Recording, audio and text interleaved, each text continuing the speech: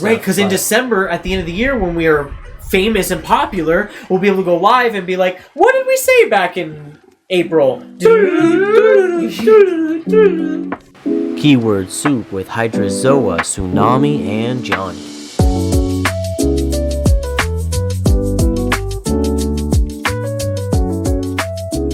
By the way, I'm Hydrozoa. This is Fern, better known as Hydrozoa. Tsunami. Jonny is late because he had work that held him up a little later than we did, so we'll see if Jonny makes it in time to chat with us today about our quarter year in review.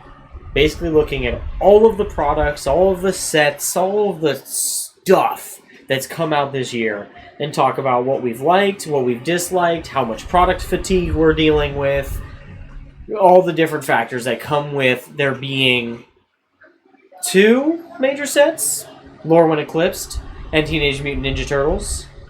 There being, I only listed a few Secret Lairs in our, when I look this way, I'm looking at our Discord chat. There's a bunch of Secret Lairs, but I only listed like some of the major ones, like Fallout, the one with green spells that was like 4 different prices, which we just talked about. Which is that one. There was a TMNT that was like... There's a few different ones, which we can get into a little bit. Yeah, one I think was like VHS, and one was like... characters or something? Yeah, I forget. Yeah. And then there was like a D&D one or a couple D&D ones. There's the Deadpool announcement came out. I don't even know if it was intentional, but it seems like it was a couple weeks ago, but then it didn't actually launch or release until April 1st, which is technically the start of Q2. Yes. So technically the Deadpool Secret Lair is a Q2. It's like the start of Q2. Right. And then I have listed here 3 new Commander Precons. Onto You, Wool, and Ashling, which came out with Lorwyn Eclipsed. And the one you got? The Heroes in the Half Shell. So at this point... Heroes in a Half Shell / I put partners, which... I have purchased Auntie Wool, and I have Heroes in the Half Shell. So yes. At this point, I have 66% of the precons. You have 2/3 of the precons. Yeah. I'm so happy Strixhaven is coming out, so I can only buy one, and then my percentage will go down way down. Yes, you'll then be 3 for the 8 of them. Yes, which is much better. Which is way better ratio. So as far as all the stuff that's come out this year, do we want to start with like the good, the bad, the ugly? How do we?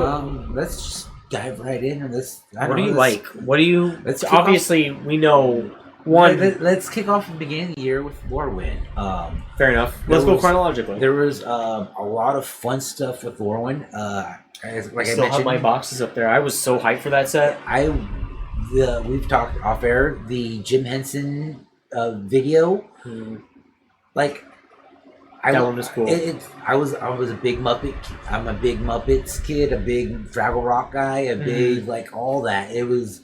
So it hit my nostalgia to the bone. So I think this year Magic is hitting my nostalgia bone really hard so far. It really is for you, yeah. Because for me, it's mixed. Lorwyn was honestly, I remember being like really excited for it, but then at the same time a little bit like, this might be the most excited I am for Magic this year, and it's January. Mm-hmm. We have 11 more months after this where I'm probably not going to be as thrilled. I really did enjoy Lorwyn. The drafting, the pre-release was fun. Even though I think that one I did terribly, but I still managed to get packs. Yes. Because our LGS is pretty cool. He gives packs like down to almost the very bottom. Mm-hmm. You could be barely like treading water, drowning in your 0-3 or your 1-2, and you might still get some packs. You might get something, which is awesome. Yeah. I can't think of our LGS. Right. Shout out Tyler at the LGS. He knows who he is. Yeah. And then as far as like the set goes, it was a good set. I think they had a lot of great cards. The precons are both busted. The whole blight mechanic was cool, busted and awesome. It's kind of my alley of like kind of going and hurting yourself, hurt yourself to hurt your others. It hurts me more than it hurts you. But I'm gonna laugh myself to the bank anyways. Yeah. The anti-wool mechanic was just so great, where you can just blight other creatures. You gain card draw, card advantage. Yeah, card advantage. It's just grimy, and then you put something disgusting like a Maha and make all your opponent's stuff just one, so it's easy to just pick off and just pick off things one. Pop. Getting the reprint of Necroskitter in Anti-Will set was just That's gross, yeah. gross. That one was bracket 4, right out of the box. Pretty much, 2-card precon, Mhm. 2-card infinite combo in the precon, I meant to say. And then the other precon was also pretty cracked in half. Our buddy Cam, who's been on this podcast, if you saw the bonus episode about CDH, Cam got the Ashling one. Which, surprise, surprise, he got a crazy strong deck. Those decks were both pretty strong. The set overall was a lot of fun. I really enjoyed it. Mm-hmm. And then I really liked the there was another commander, Marlin. I was like, which one did I build? Oh, yeah. I really liked the deck I built for that set. We both built it in different ways. Yeah, I built fairies, you built elves. Elves, yes. And what's funny is I built and finished that deck before my Avatar deck and before a couple other decks I started. Yeah. Like, I started at the original Reaper King years ago, and I ended up taking that deck apart so I could use some of the lands and other pieces, because I was just like, I want this deck. Yeah. So I built Marlin, and I have played it almost every week since building it, and it's a lot of fun. I don't think she wins all the time because she's kind of scary. Everyone kind of, once she starts doing her thing, everyone kind of starts to focus on her. And then I'm waiting for us to get in a pod where there's 4 of us. Oh, 4 Marlins. 4 different elves / fairies would be wild. Just to see it's basically who can pop first. Yeah, who can go first, then get all that good stuff. Trying to make plans with Jonny, since he is not sure he's going to make it today because he got home late, and it sounds like he's got some chores and stuff to catch up on. He's got roommates. He's got life. Yeah, we're all adult men in this group. We've got a lot of shit going on in our lives. Speak for yourself. I guess. And then, so I don't use this list. I have it pulled up on my phone. So now I've got the 3 screen, the true millennial experience. Yes. Yeah, because that's good to check in with. Bam. So then the other cards of Lorwyn that I wanted to bring up is the Eclipsed. Eclipsed Morrow, Eclipsed Bogart, Eclipsed Firekin. Where's the Eclipse Fairy? Why didn't we get one? Oh, no, there wasn't one. No, there's one for the 5 supported tribes. Except the fairy. Kithkin, Merfolk, Giant, Elf, Goblin. Those are the 5 supported ones in this set. But there are 5 other tribes, and there's scarecrows, there's fairies. Now I'm going to feel like, oh god, can I even list all the other 5? I might not be able to. Are cats one of them, or no? I don't think they're really a supported one on that set, on that plane. It might honestly be... Oh, Shapeshifters, I think, is that one of the last ones? Yeah. That might be it. But just the mechanic of being able to... It's a little tutorish, where you can get another, say, creature of the same type, or a land that you need. Yeah, a lot of cards that do a couple different things that really help to make your deck better. You need cards that do more than one thing. Right. And it's Magic the Gathering, the cards have gotten so juiced that that's not that hard to do anymore. No. Where it's like, I don't need a card that just says, put an additional +1/+1 counter on my guy. I can have a creature that does that and has another effect. You know? The fact that anything that was bigger than like a 3/3 was like, your creature's bigger than a 3/3? That is... And looking at old cards now where there's literally, it just has the creature's name, its typing, and maybe some flavor text. There's no active abilities. There's nothing really with a lot of them. It's just they are what they were, and that was maybe that's why I'm kind of the style I am. Where you come from you remember when creatures were vanilla. Yeah, I remember, like, it doesn't seem like that long ago, but I do remember like drafting sets where like creatures did not have an ability. They just entered the battlefield, sat for a turn, and then attacked on the next turn. Right. Yeah. That was it. Mm-hmm. And then I've watched, like, I'm kind of an old head in this regard. I've watched power creep happen, and I've watched like Divination and Cultivate and Doomblade become unplayable. Mm-hmm. You know, it doesn't feel like that long. But maybe Divination and Cultivate have been unplayable a lot longer than I care to admit. You know. Yeah. But as far as like Lorwyn Eclipsed, as far as what it did for the game and what it did for me, I loved it. Didn't make my top 5 sets video we did last week. Didn't make the top 5. Neither did the original Lorwyn, though. Yeah, it didn't make my top 5 either, but there was just so much stuff. And at the same time, there's so much magic. 5 sets last year, 7 this year, and how many are we going to get next year and the year after that? It might be too much. Might be. Because at this point, we're like every 6 weeks there's a set. Yes. I feel like Turtles legitimately just came out, and we're already doing pre-orders for Strixhaven. Yes. So, admittedly, because I'm not like dying to buy packs of Teenage Mutant Ninja Turtles, and I'm not like looking for anything in particular. Did I get a couple of cards that I wanted? Yeah, but like from trades, and are there still cards I'm missing? Like I never got an Irma, and am I gonna get one? I don't know. Yeah. But we're at that point where there's so many cards coming out that I am no longer putting the burden or expectation on myself to have optimal deck lists where I have every card you need, because like there's like sure there's Irma, but there's like 5 other cards that do almost the same thing. Yeah. So I'm just gonna play those for now. Until you. Yeah. At this point, it's more of get what you want. Don't over purchase just to try to master set it all the way. Yeah. Because I mean, guilty. Like Lorwyn, I bought a whole bunch of Lorwyn Eclipse. Turtles, I knew I was going to buy a whole bunch of Turtles when it was announced. Like I knew I was going to put that financial burden on myself. Right.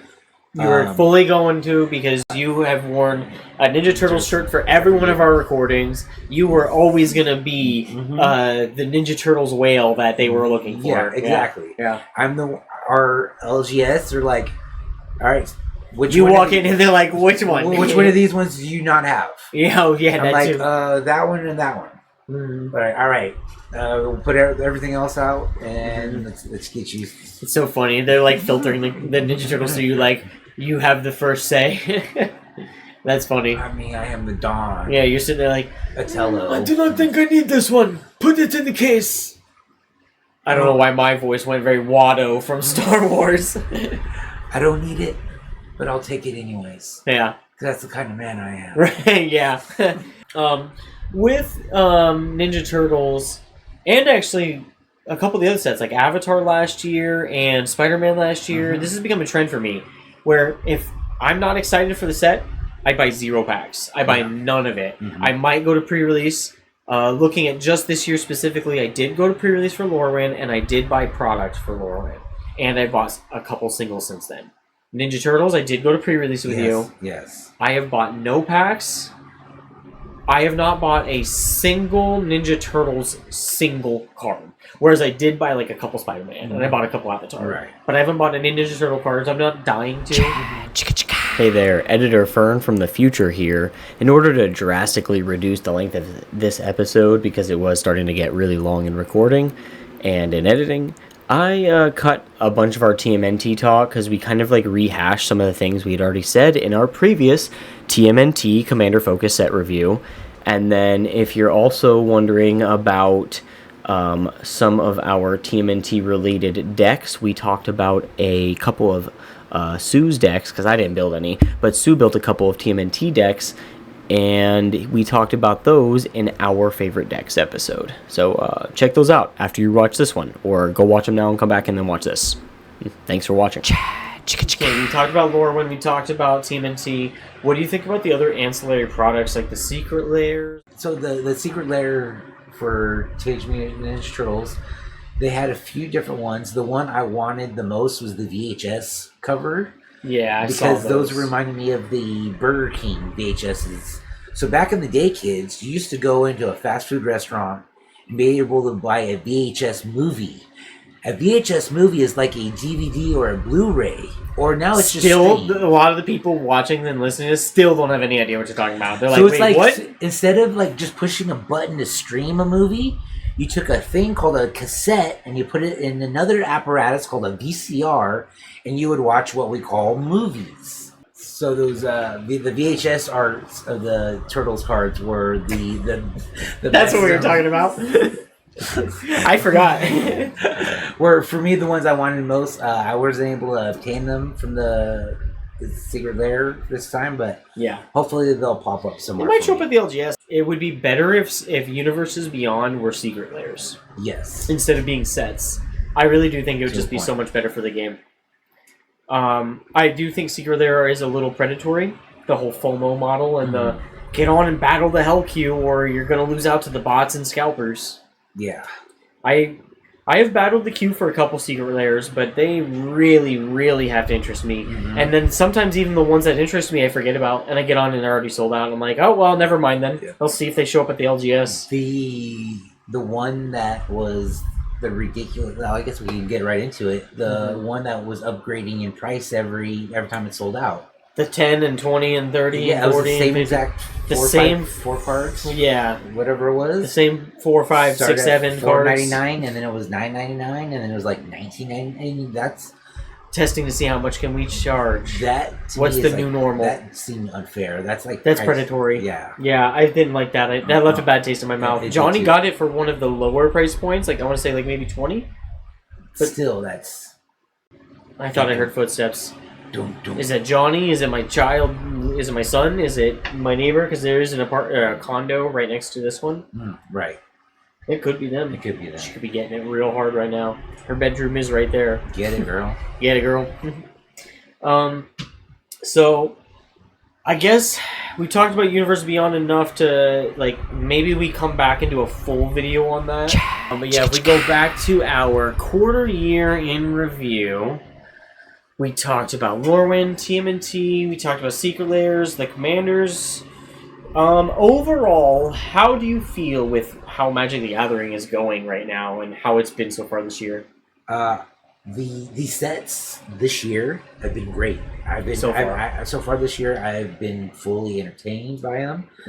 They've all brought a different type of mechanic that I've found it interesting. Like the sneak is very ninjutsu like, but it's not. You can sneak like what instants and sorceries and things like that. Yeah, which is weird because then it's like your sorcery becomes an instant during this specific phase if you meet this condition. Exactly. Interesting. Almost has a little flash to things a little bit too. Yeah. The blight mechanic with Lorwyn was so much fun and disgusting. So I'm excited to see what Strixhaven has. What you want to put a grade on this year? A, B, C, D. Rate it 0 to 10. So far, first quarter of this year, how you feeling? I'm gonna give it a strong 8. An A. Because- Okay. 8. Oh, 8. Sorry, Oh. 8. 8. 8 out of 10. Well, that's still like a high B B. plus, because I don't want to say it's been perfect because it hasn't. I'm not going to be. Yeah, I would lean closer to 7. I almost went with 6. I'm gonna go 7 because Lorwyn for me would be like probably an 8, and then TMNT would probably be like a 5 or a 6. Like it wasn't terrible. I enjoyed the pre-release. Turns out the first week of the format, everyone was on black green, and then the second week on, everyone was on black white.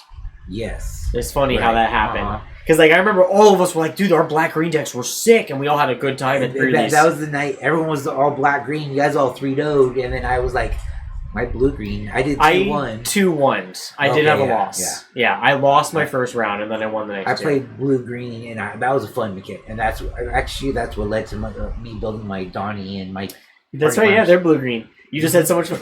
Actually, there was a couple of times where that happened where I had so much fun at a draft or a pre-release that I built a 60 card deck out of it because that was the norm, The back in the yeah. day. Yeah, I remember my Vengevine draft where I drafted a blue-green landfall Vengevine deck, and then I went home and built a white-blue-green Vengevine landfall combo deck, and it was sick. Yeah. Oh, man. Vengevine was a really nostalgic card for me. I wish we would get, like, if we're getting cool reprints, I wish we would get, like, a Vengevine or a card that's, like, a callback to it in every UB set. You know, give us something that's, like, a callback to a universe within, or just like a character from universes within visiting. Like, imagine if Jace was in New York in the TMNT set, and there was like a comic book Jace and a stained glass Jace and a silhouetted Jace and then a normal print. So how would you feel if they took like Jace and Liliana and have them somehow interacted with the universes beyond characters on the cards? I wouldn't mind that. It helps tie it in. Would that be more? It would be less like separated universes beyond, where it's more like just they happen to land on this. We could probably wrap. I feel like we covered. Like, okay, I'll give it my. I forgot a score. I don't think I did that. No, I did do that. 7.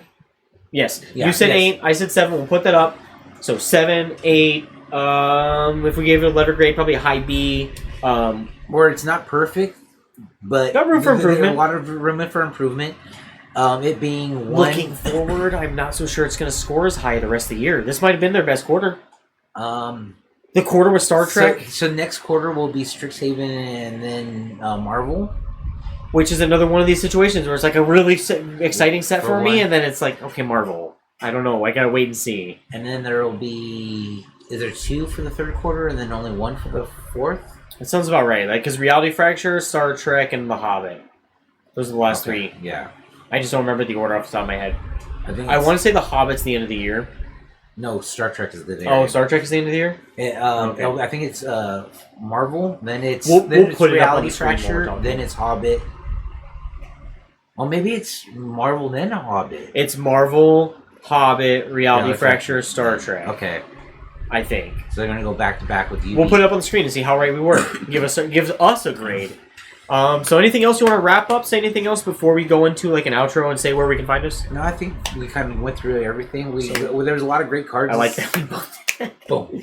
There's a lot of great cards that came out. There are a lot of fun commanders that I built a lot of decks out of the sets that have come out. I mean, I You've built what, 2 or 3 decks this year? I've built 2 for Lorwyn. We both built the Marlin, and then I have my Anti-Ool, and now I have 2 Ninja Turtle decks. Yeah. As of right now, as of this year, as far as decks I've built this year, it's just Marlin. I've started a couple of projects. Like I started a Raven Man budget deck, but I'm missing a few cards. I don't want proxy. So I've just been playing it online with Playtester, and then that's the only deck I've built this year is Marlin. But she's been fun. It scratched the fairy deck itch. I got what I wanted. I kind of wanted it to be Esper, but then all my decks would be Esper, so I'm glad it was Sultai. Yes. I do need to branch out some more. So maybe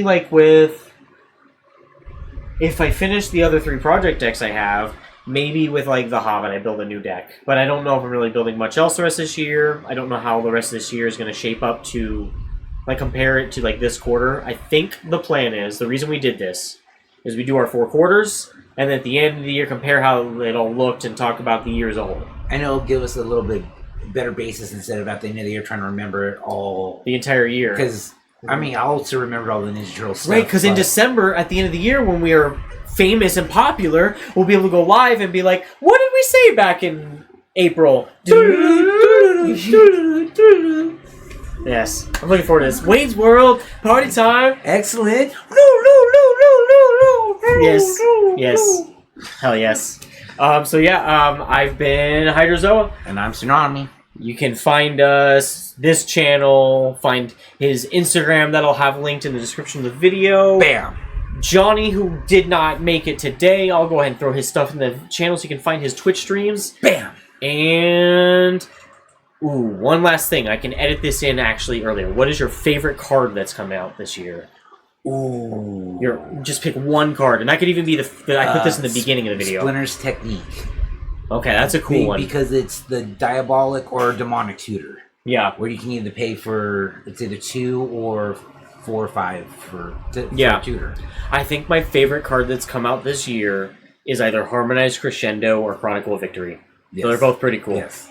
Harmonized Crescendo, I'll pay 1 mana, draw a bunch. You put me on the spot, but Harmonized Crescendo, the art that I showed you is beautiful. Yes, you do have that one. I have a base one, but that card's sweet. And what was the other card you said? I'm sorry. The Chronicle of Victory. The artifact.